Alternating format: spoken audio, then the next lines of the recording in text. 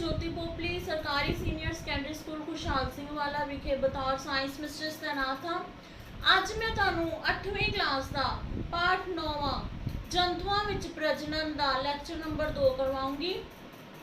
देखो हुण तक असीं पढ़ चुके हाँ कि मादा द्वारा अंडाणु विसर्जित किए जाते हैं अते नर द्वारा शुक्राणु विसर्जित किए जाते हैं। शुक्राणु नर युग्मक है अते अंडाणु मादा युग्मक है। जदों ये नर अते मादा युग्मक दा संयोग हुंदा है तां इस क्रिया नूं कहा जाता है निषेचन। जदों शुक्राणु अते अंडाणु दा संयोग हुंदा है तां इस क्रिया नूं निषेचन कहा जाता है।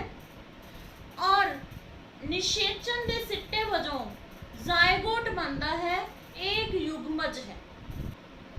निषेचन दे सिट्टे वजों युग्मज बनता है और इस युग्मज तो नवा जीव जिहड़ा है वो विकसित हुंदा है।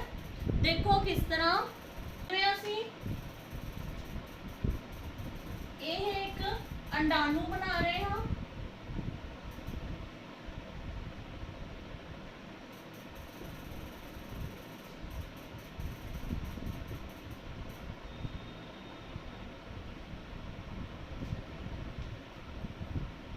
अंडाणु और शुक्राणु का संयोग होएगा।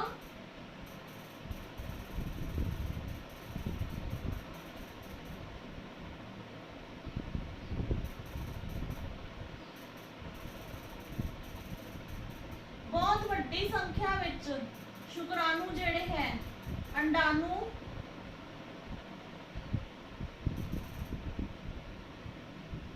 नाल संयोजित होने लई आंदे हैं।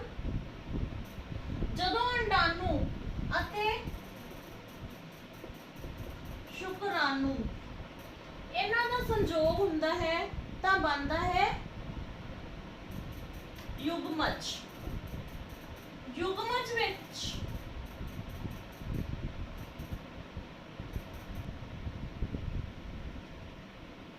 देखो ये संयोजित केंद्रक है। एक केंद्रक शुक्राणु तो ते एक केंद्रक अंडाणु तो आया है अते इन्हां दा संयोग होया है तां यह बनिया है युग्मज।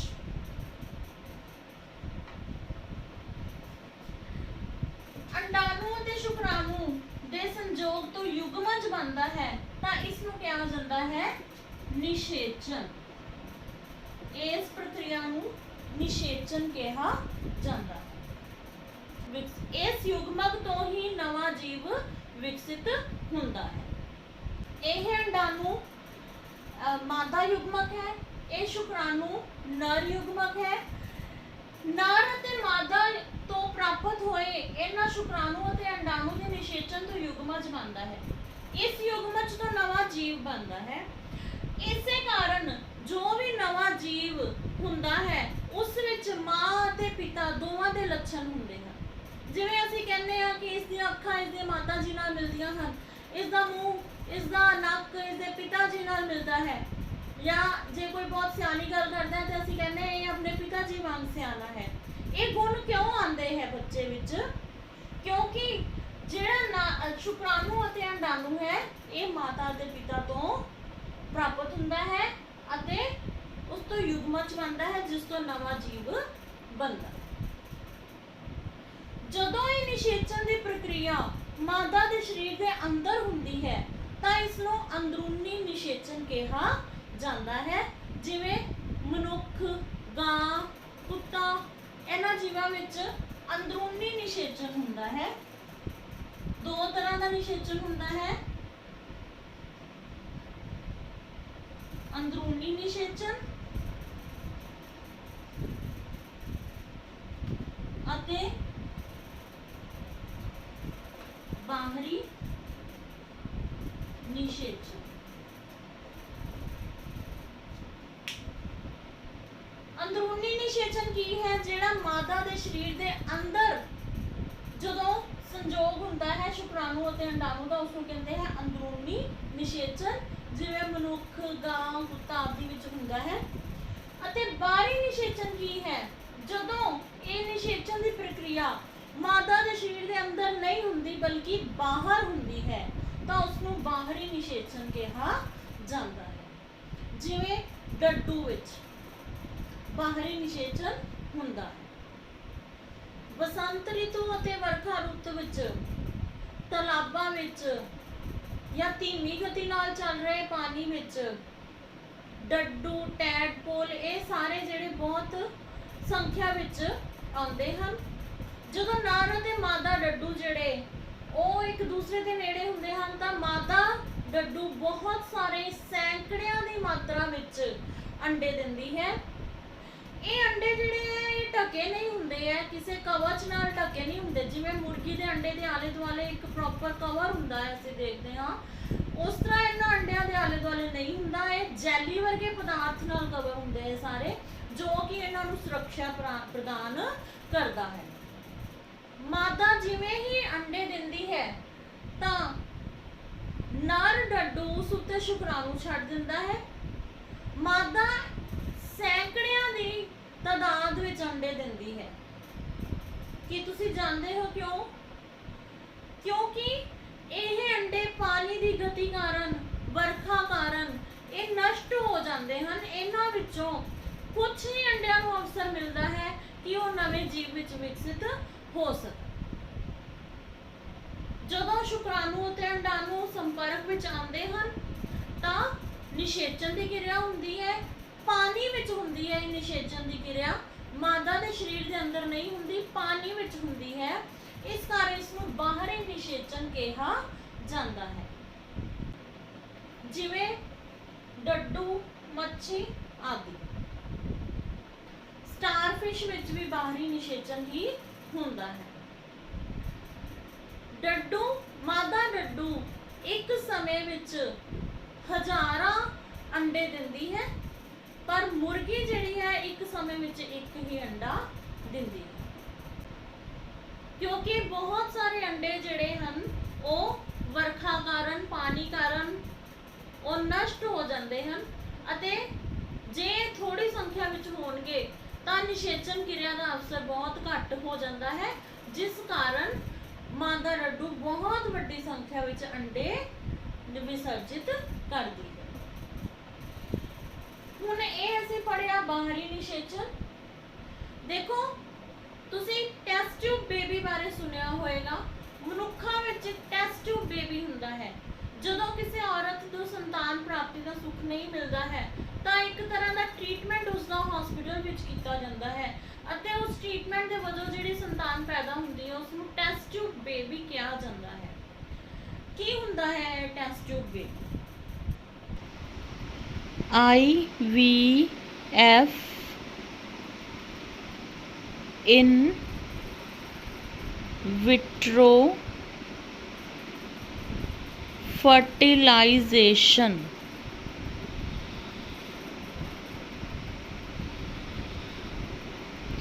in vitro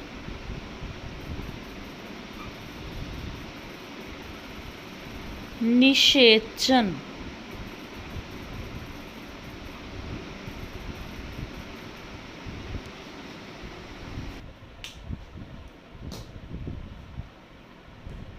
ਦੇਖੋ ਜਦੋਂ ਮਾਦਾ ਪ੍ਰਜਨਨ ਪ੍ਰਣਾਲੀ ਵਿੱਚ ਕੁਝ ਹਿੱਸਿਆਂ ਦਾ ਮਾਰਗ ਬੰਦ ਹੋ ਜਾਂਦਾ ਹੈ ਅਤੇ ਸ਼ੁਕਰਾਣੂ ਅੰਡਾਣੂ ਤੱਕ ਨਹੀਂ ਪਹੁੰਚ ਪਾਉਂਦੇ ਹਨ ਤਾਂ ਅੰਡਾਣੂ ਅਤੇ ਸ਼ੁਕਰਾਣੂ ਨੂੰ ਵੱਖਰਾ ਵੱਖਰਾ ਟੈਸਟ ਟਿਊਬ ਵਿੱਚ ਸੰਗ੍ਰਹਿਤ ਕੀਤਾ ਜਾਂਦਾ ਹੈ।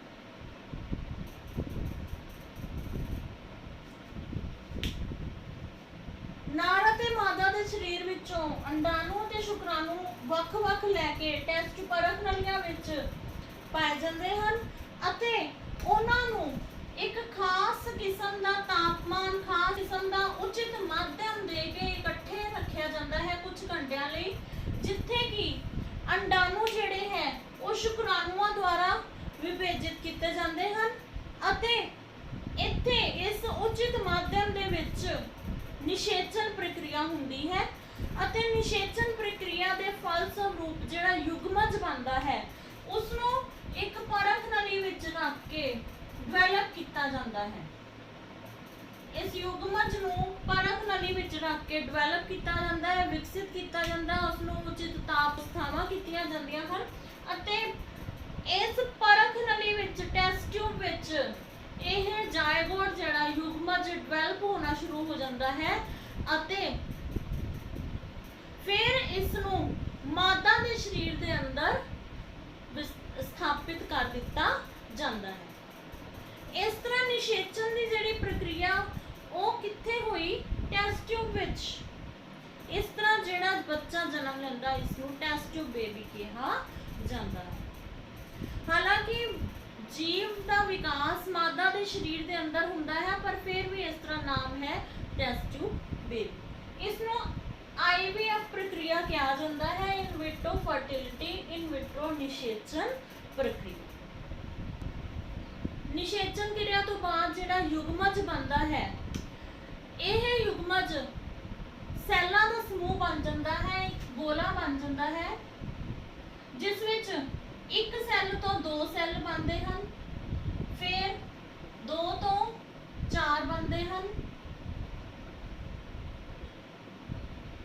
ਅਤੇ ਇਸ ਤਰ੍ਹਾਂ ਇਹ ਕਿਰਿਆ ਜਿਹੜੀ ਹੈ ਉਹ ਵੱਧਦੀ ਜਾਂਦੀ ਹੈ। ਇਹ ਇੱਕ ਸੈੱਲਾਂ ਦਾ ਗੋਲਾ ਬਣ ਜਾਂਦਾ ਹੈ।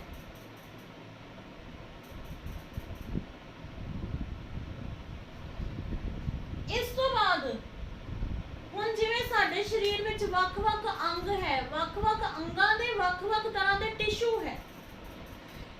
ਇਸ ਤੋਂ ਬਾਅਦ ਇਹ ਟਿਸ਼ੂ ਵਿਕਸਿਤ ਹੋਣੇ ਸ਼ੁਰੂ ਹੋ ਜਾਂਦੇ ਹਨ ਜਿਸ ਤੋਂ ਬਾਅਦ ਵੱਖ-ਵੱਖ ਅੰਗ ਬਣਦੇ ਹਨ।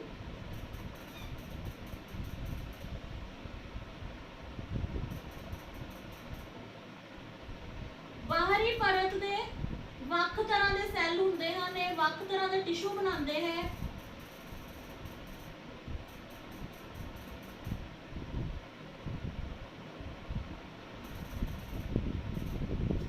ਅੰਦਰੂਨੀ ਸੈੱਲ ਵੱਖ ਤਰ੍ਹਾਂ ਦੇ ਹੁੰਦੇ ਹਨ।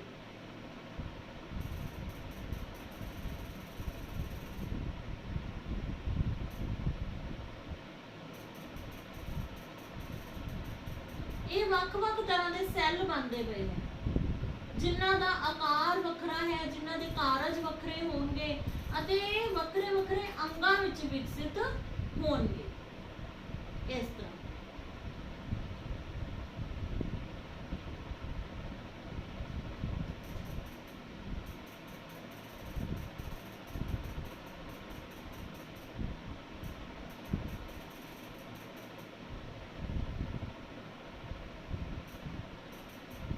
ਇਸ ਤਰ੍ਹਾਂ ਵੱਖਰੇ-ਵੱਖਰੇ ਤਰ੍ਹਾਂ ਦੇ ਸੈੱਲ ਟਿਸ਼ੂ ਬਣਨੇ ਸ਼ੁਰੂ ਹੋ ਜਾਂਦੇ ਹਨ ਜੋ ਵਿਕਸਿਤ ਹੋ ਕੇ ਵੱਖ-ਵੱਖ ਅੰਗ ਬਣਦੇ ਹਨ। ਦਿਲ ਬਣਦਾ ਹੈ, ਗੁਰਦੇ ਬਣਦੇ ਹਨ, ਹੱਥ, ਪੈਰ, ਅੱਖਾਂ, ਨੱਕ, ਇਹ ਸਭ ਕੁਝ ਵਿਕਸਿਤ ਹੋਣਾ ਸ਼ੁਰੂ ਹੋ ਜਾਂਦਾ ਹੈ।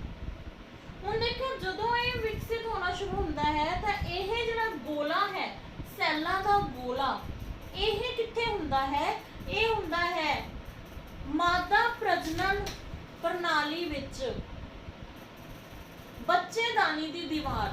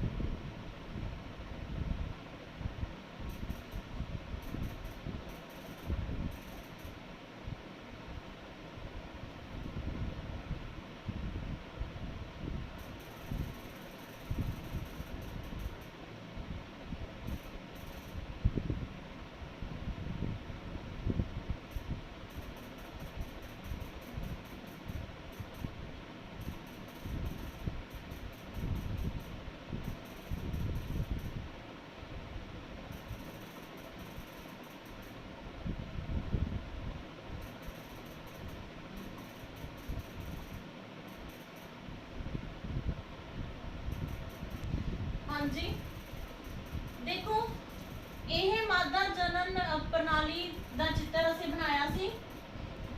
ਇਹ ਕੀ ਹੈ? ਅੰਡਕੋਸ਼। ਇਹ युग्मक है, युग्मज है ਜ਼ਾਇਗੋਟ। ਇਹ युग्मज देख सकते हो ਤੁਸੀਂ, 2 डिवाइड होया, फिर 4, फिर इस तो बाद ਇਹ ਵੱਧਦਾ ਹੀ ਜਾ ਰਿਹਾ ਹੈ, ਇਸ ਦੀ ਸੰਖਿਆ ਵੱਧਦੀ ਜਾ ਰਹੀ ਹੈ ਅਤੇ ਇਹ ਕਿੱਥੇ ਜਾ ਕੇ ਸਥਾਪਿਤ ਹੋ ਜਾਂਦਾ ਹੈ? ਬੱਚੇਦਾਨੀ।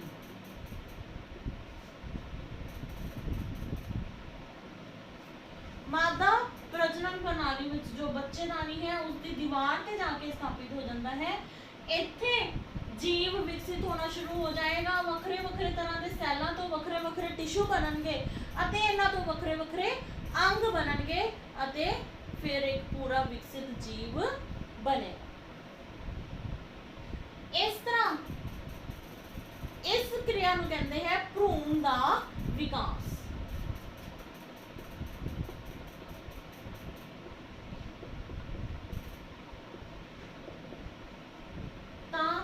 ਸਾਨੂੰ ਕੀ ਪਤਾ ਲੱਗਾ ਕਿ ਜੋ ਭਰੂਣ ਹੈ, ਨਵਾਂ ਵਿਕਸਿਤ ਹੋ ਰਿਹਾ ਜਿਹੜਾ ਜੀਵ ਹੈ, ਉਹ ਕਿੱਥੇ ਵਿਕਸਿਤ ਹੁੰਦਾ ਹੈ? ਬੱਚੇਦਾਨੀ ਦੀ ਦੀਵਾਰ ਤੇ। ਅਤੇ ਕਿਸ ਤੋਂ ਬਣਦਾ ਹੈ?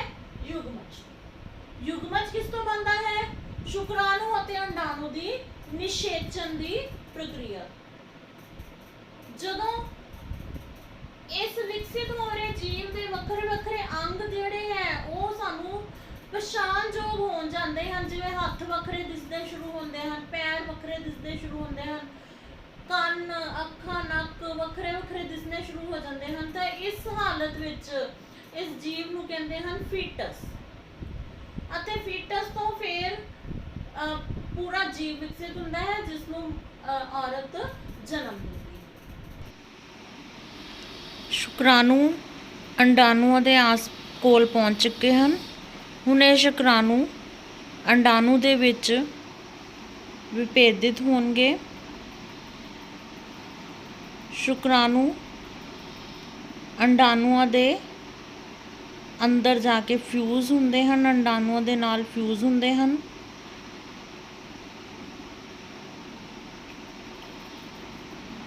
ਬਹੁਤ ਸਾਰੇ ਸ਼ੁਕਰਾਣੂ ਅੰਡਾਣੂ ਉੱਤੇ ਵਿਭੇਦਿਤ ਹੋਣ ਲਈ ਆਉਂਦੇ ਹਨ। ਵਿਭੇਦਿਤ ਹੋਣ ਤੋਂ ਬਾਅਦ ਜ਼ਾਈਗੋਟ ਬਣਦਾ ਹੈ। ਨਿਸ਼ੇਚਨ ਦੀ ਕਿਰਿਆ ਦੁਆਰਾ ਯੁਗਮਜ ਬਣਦਾ ਹੈ, ਜੋ ਕਿ ਜਿਸ ਦੇ ਸੈੱਲ ਅੱਗੇ ਦੀ ਅੱਗੇ ਡਿਵਾਈਡ ਹੁੰਦੇ ਜਾ ਰਹੇ ਹਨ। 1 ਤੋਂ 2, 2 ਤੋਂ 4 ਔਰ 4 ਤੋਂ 8 ਇਸ ਤਰ੍ਹਾਂ ਅੱਗੇ ਦੀ ਅੱਗੇ ਵੱਧਦੇ ਜਾ ਰਹੇ ਹਨ।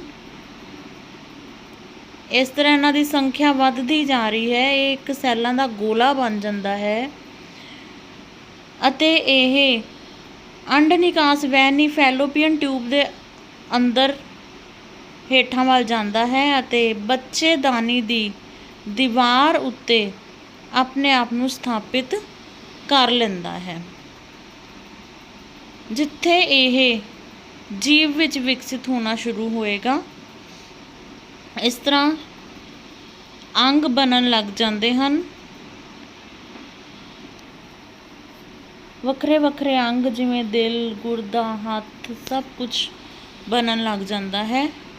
ਸੈੱਲਾਂ ਤੋਂ ਟਿਸ਼ੂ ਬਣਦੇ ਹਨ, ਟਿਸ਼ੂ ਤੋਂ ਅੰਗਾਂ ਦੇ ਪੇਸ਼ੀ ਟਿਸ਼ੂ ਬਣਦੇ ਹਨ ਅਤੇ ਅੰਗ ਬਣਨ ਲੱਗ ਜਾਂਦੇ ਹਨ, ਜਿਸ ਤਰ੍ਹਾਂ ਕਿ ਦਿਲ, ਗੁਰਦੇ, ਹੱਥ, ਪੈਰ ਆਦਿ। ਇਸ ਤਰ੍ਹਾਂ ਜੀਵ ਵਿਕਸਿਤ ਹੋਣਾ ਸ਼ੁਰੂ ਹੋ ਜਾਂਦਾ ਹੈ। ਇਹ ਬੱਚੇਦਾਨੀ ਦੇ ਅੰਦਰ ਹੋ ਰਿਹਾ ਹੈ ਔਰ ਜਦੋਂ ਇਸ ਦੇ ਅੰਗ ਪਛਾਣਨਯੋਗ ਹੋ ਜਾਂਦੇ ਹਨ ਤਾਂ ਇਸ ਨੂੰ ਫੀਟਸ ਕਿਹਾ ਜਾਂਦਾ ਹੈ। ਇਹ ਫੀਟਸ ਫਿਰ ਪੂਰਨ ਤੌਰ ਤੇ ਵਿਕਸਿਤ ਹੋ ਜਾਂਦਾ ਹੈ। ਹੁਣ ਦੇਖੋ, ਇਸ ਤੋਂ ਬਾਅਦ ਅਸੀਂ ਦੇਖਣਾ ਹੈ ਕਿ ਮੁਰਗੀ ਵੀ ਇਸੇ ਤਰ੍ਹਾਂ ਹੀ ਕਿ ਬੱਚੇ ਨੂੰ ਜਨਮ ਦਿੰਦੀ ਹੈ, ਛੋਟੇ ਜੀਵ ਨੂੰ ਜਨਮ ਦਿੰਦੀ ਹੈ?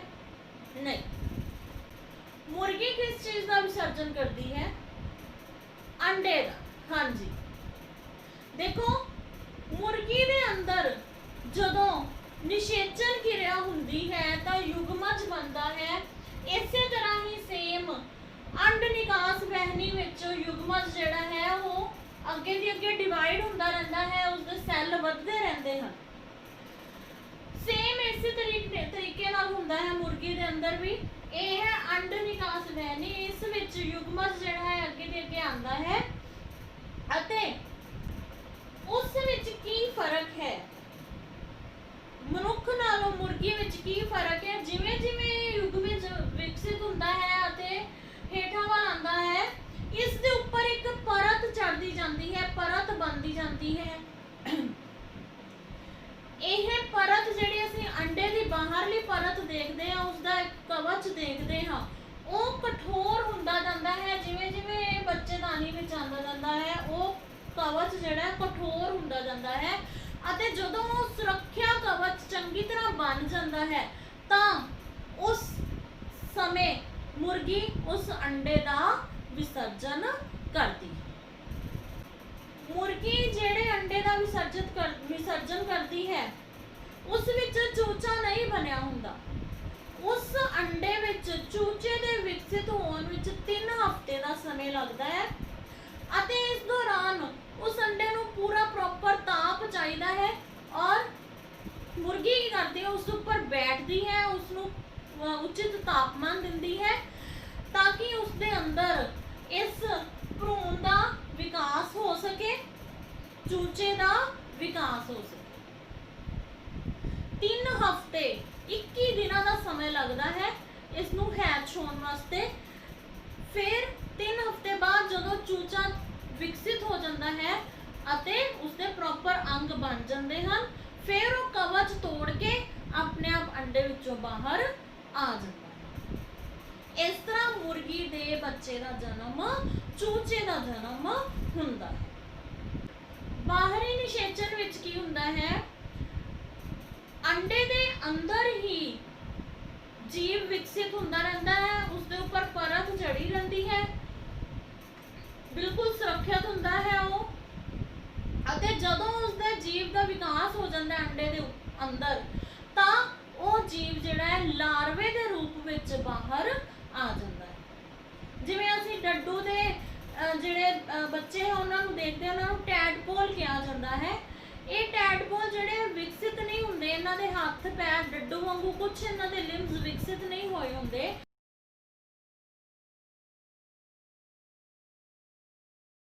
ਉਹ ਲਾਰਵੇ ਦੇ ਰੂਪ ਵਿੱਚ ਬਾਹਰ ਆਉਂਦੇ ਹਨ ਅਤੇ ਹੌਲੀ ਹੌਲੀ ਉਹਨਾਂ ਦੇ ਅੰਗ ਵਿਕਸਿਤ ਹੁੰਦੇ ਹਨ।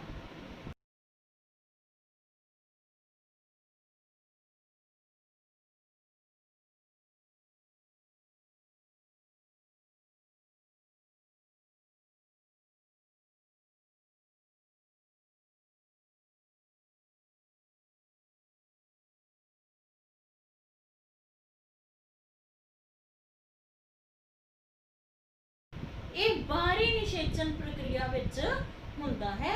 ਅੰਦਰੂਨੀ ਨਿਸ਼ੇਚਨ ਪ੍ਰਕਿਰਿਆ ਵਿੱਚ ਅੰਗ ਅੰਦਰ ਹੀ ਵਿਕਸਿਤ ਹੁੰਦੇ ਹਨ, ਪਰ ਬਾਹਰੀ ਨਿਸ਼ੇਚਨ ਪ੍ਰਕਿਰਿਆ ਵਿੱਚ ਅੰਡੇ ਦੇ ਬਾਹਰ ਕੀ ਨਿਕਲਦਾ ਹੈ? ਲਾਰਵਾ। ਔਰ ਲਾਰਵੇ ਦੇ ਅੰਗ ਨਹੀਂ ਹੁੰਦੇ ਇਸ ਤਰ੍ਹਾਂ। ਜਿਵੇਂ ਟੈਡਪੋਲ ਅਸੀਂ ਵੇਖੀਏ ਤੇ ਡੱਡੂ ਵੇਖੀਏ, ਦੋਨਾਂ ਦੇ ਅੰਗਾਂ 'ਚ ਬਹੁਤ ਜ਼ਿਆਦਾ ਫਰਕ ਹੁੰਦਾ ਹੈ। ਇਹ ਅੰਗ ਜਿਹੜੇ ਹੈ ਬਾਹਰ ਆ ਕੇ ਵਿਕਸਿਤ ਹੁੰਦੇ ਹਨ, ਅੰਡੇ ਦੇ ਅੰਦਰ ਵਿਕਸਿਤ ਨਹੀਂ ਹੁੰਦੇ।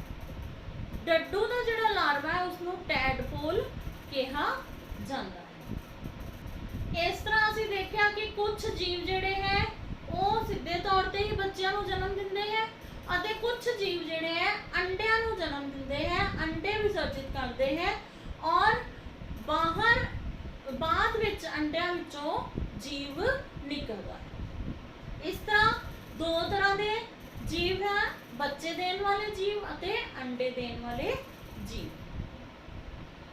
ਇਸ ਤਰ੍ਹਾਂ ਸਾਡਾ ਇਹ ਲੈਕਚਰ ਕੰਪਲੀਟ ਹੁੰਦਾ ਹੈ। ਹੁਣ ਤੁਸੀਂ ਕੁਝ ਪ੍ਰਸ਼ਨਾਂ ਦੇ ਉੱਤਰ ਯਾਦ ਕਰਨੇ ਹੈ ਅਤੇ ਇਹਨਾਂ ਦੀ ਦੁਹਰਾਈ ਕਰਨੀ ਹੈ।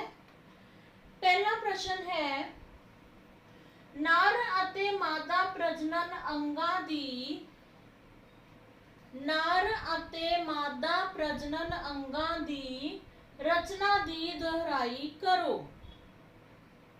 ਇਸ ਪਾਠ ਦੇ ਪਿਛਲੇ ਲੈਕਚਰ ਵਿੱਚ ਤੁਸੀਂ ਆ ਪ੍ਰਜਨਨ ਅੰਗਾਂ ਦੇ ਡਾਇਗਰਾਮ ਚੰਗੀ ਤਰ੍ਹਾਂ ਕਰ ਚੁੱਕੇ ਹੋ। ਤੁਸੀਂ ਇਹਨਾਂ ਦੀ ਦੁਹਰਾਈ ਕਰਨੀ ਹੈ, ਆਪਣੇ ਆਪ ਡਾਇਗਰਾਮ ਬਣਾ ਕੇ ਦੇਖਣੀ ਹੈ ਤੇ ਲੇਬਲਿੰਗ याद करनी है। ठीक है, नेक्स्ट है निषेचन की है। निषेचन की है।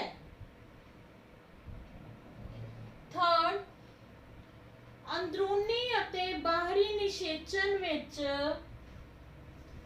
ਅੰਦਰੂਨੀ ਅਤੇ ਬਾਹਰੀ ਨਿਸ਼ੇਚਨ ਵਿੱਚ ਕੀ ਅੰਤਰ ਹੈ। नेक्स्ट है मादा डड्डू ज्यादा मात्रा विच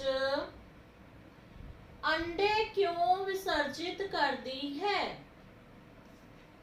अंडे क्यों विसर्जित करती है। नेक्स्ट क्वेश्चन है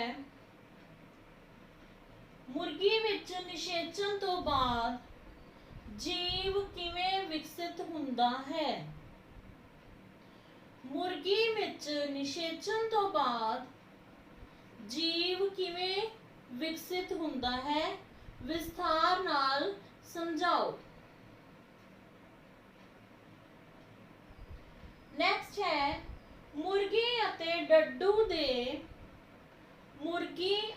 ਡੱਡੂ ਦੇ ਭਰੂਣ ਦੇ ਵਿਕਾਸ ਵਿੱਚ ਕੀ ਅੰਤਰ ਹੈ। ਭਰੂਣ ਦੇ ਵਿਕਾਸ ਵਿੱਚ ਕੀ ਅੰਤਰ ਹੈ। ਹਾਂਜੀ, ਇਹਨਾਂ ਸਾਰੇ ਪ੍ਰਸ਼ਨਾਂ ਦੇ ਤੁਸੀਂ ਉੱਤਰ ਚੰਗੀ ਤਰ੍ਹਾਂ ਯਾਦ ਕਰਨੇ ਆ ਤੇ ਸਾਰਾ ਪਾਠ ਜਿਹੜਾ ਆਪਣੀ ਬੁੱਕ ਵਿੱਚੋਂ ਪੜ੍ਹਨਾ ਹੈ। ਹੁਣ ਇਹ ਜਿੰਨਾ ਪਾਠ ਤੁਸੀਂ ਪੜ੍ਹ ਚੁੱਕੇ ਹੋ, ਪ੍ਰਸ਼ਨ ਉੱਤਰ ਤਾਂ ਕਰਨੇ ਹੀ ਹੈ, ਨਾਲ ਨਾਲ ਇਹਨਾਂ ਡਾਇਗਰਾਮਸ ਦੀ ਵੀ ਦੁਹਰਾਈ ਕਰਨੀ ਹੈ। ਪਹਿਲਾ ਜਿਵੇਂ ਕਿ ਮੈਂ ਤੁਹਾਨੂੰ ਦੱਸਿਆ, ਨਰ ਪ੍ਰਜਨਨ ਅੰਗ ਦੀ ਰਚਨਾ, ਮਾਦਾ ਪ੍ਰਜਨਨ ਅੰਗ ਦੀ ਰਚਨਾ,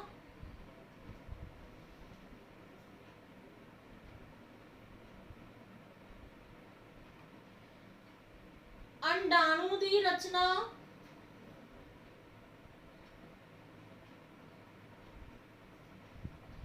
शुक्राणु की रचना,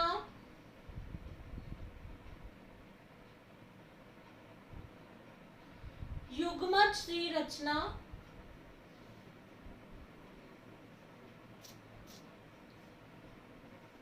इन्हां सारियां रचनावां विच तुहानूं लेबलिंग प्रॉपर याद होनी चाहिए है। और जदों तक तुहानूं नहीं लगता कि तुसीं बिना देखे नहीं बना सकते, उदों तक इसका मतलब है तुसीं रचनावां याद नहीं कीतियां। इन्हां रचनावां दी चंगी तरह दुहराई करनी है। लैक्चर सुनने लई बहुत बहुत धन्यवाद।